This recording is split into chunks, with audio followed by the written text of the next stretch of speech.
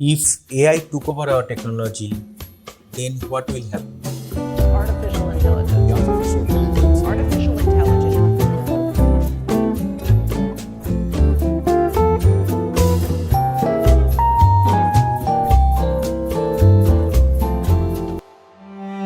The NFT technology is remarkable. This is my story, from $1,000 to 8 million. They're called crypto pumps, and as you can see, they're selling for up to $7.5 million.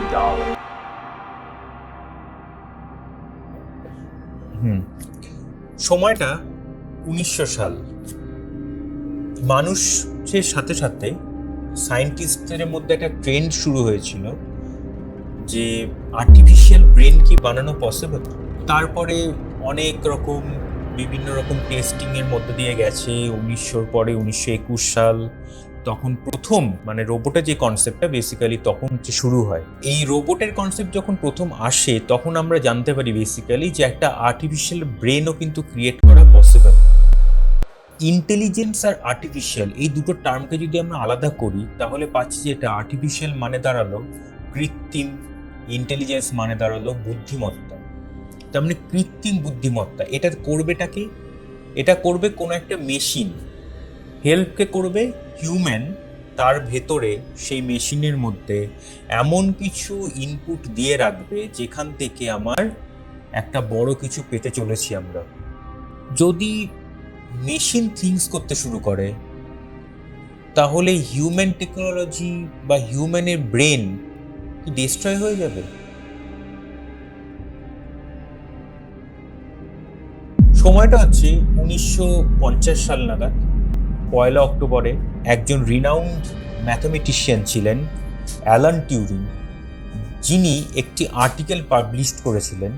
যে আর্টিকেলটা ছিল কি, computer machinery and intelligence নামে। সেখানে তিনি প্রথম একটা imitation game based একটা article প্রকাশ পেয়েছিল, যার ফার্স্ট লাইন ছিল এটা, can machines think? Question mark. Machine কি চিন্তা ভাবনা করতে পারে? যেখানে হিউম্যান মেশিন চালায় সেখানে মেশিন চিন্তা ভাবনা করবে? এটা কিন্তু ভীষণ ভয়ানক। তারপরে আসে 1952 সাল। তখন আরেকজন সায়েন্টিস্ট, যিনি আর্থার স্যামুয়েল নাম ওনার, উনি একটি চেস গেম ইনভেন্ট করেছিলেন ইউজিং প্রোগ্রামিং। তারপরে আসছে 1955-এ জন ম্যাকার্থে নামে একজন সায়েন্টিস্ট ছিলেন। উনি আর্টিফিশিয়াল ইন্টেলিজেন্স নামে একটি ওয়ার্কশপ অর্গানাইজ করেছিলেন, যেখান থেকে আমরা প্রথম এই আর্টিফিশিয়াল ইন্টেলিজেন্স কি কি বৃত্তান্ত, কি হয়, এর ফলস্বরূপ কি কি হতে চলেছে বা কি আসতে চলেছে আমাদের সামনে, সব কিছু আমরা সেখান থেকে প্রথম জানতে পারি।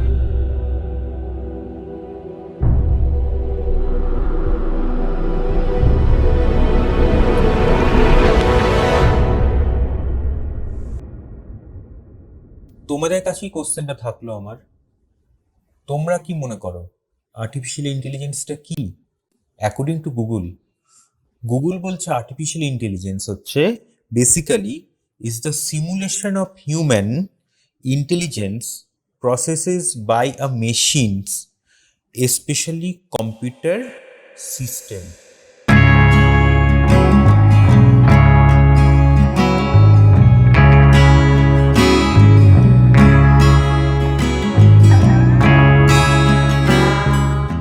ইদানিং নতুন একটা টার্ম তোমরা শুনতে পাচ্ছ, সেটা হলো চ্যাট জিপিটি।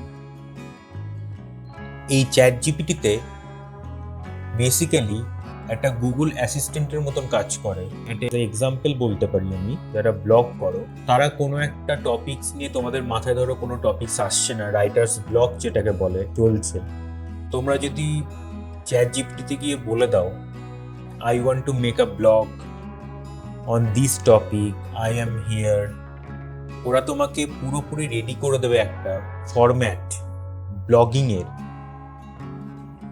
যেটাতে পুরো একদম ইন্ট্রো থেকে একদম লাস্ট এন্ড পর্যন্ত টোটালটা কিন্তু তোমার সামনে চলে আসবে।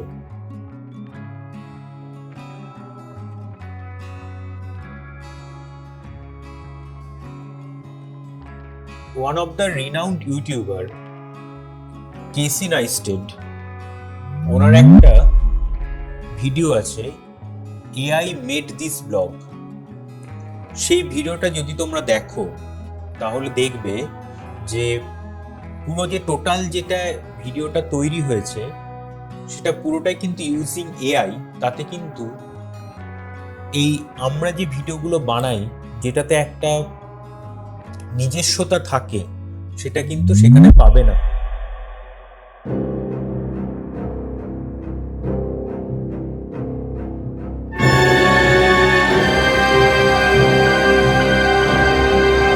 A renowned car brand owner, Elon Musk, gave an interview about this AI technology. সেখানে উনি বলেছিলেন যেটা with artificial intelligence we are summoning the demon. আমরা হিউম্যানরাই বেসিক্যালি এই দৈত্যটাকে ডেকে নিয়ে আসছি। কি দৈত্য? এই আর্টিফিশিয়াল ইন্টেলিজেন্সের যে দৈত্যটা, সেই অন্ধকার যে জগৎটা, সেটা কিন্তু আমরাই ডেকে নিয়ে আসছি। এর জন্য কিন্তু আমরা নিজেরাই দায়ী।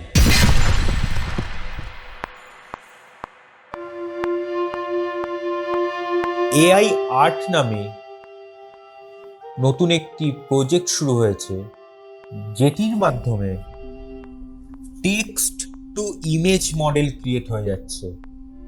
টেক্সট টু ইমেজ মানে text to image model means আমি টেক্সটে কিছু লিখব, সেটি অটোমেটিক্যালি কনভার্ট হয়ে যাবে ইমেজের মধ্যে।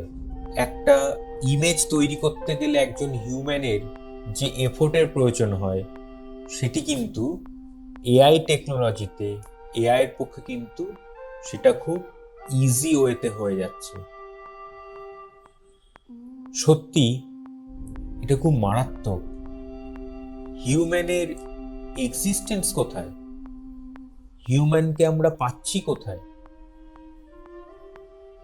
হিউম্যানের বুদ্ধি কোথায়? সবটাই তো পরিচালনা করছে একটা যন্ত্র বা একটা টেকনোলজি।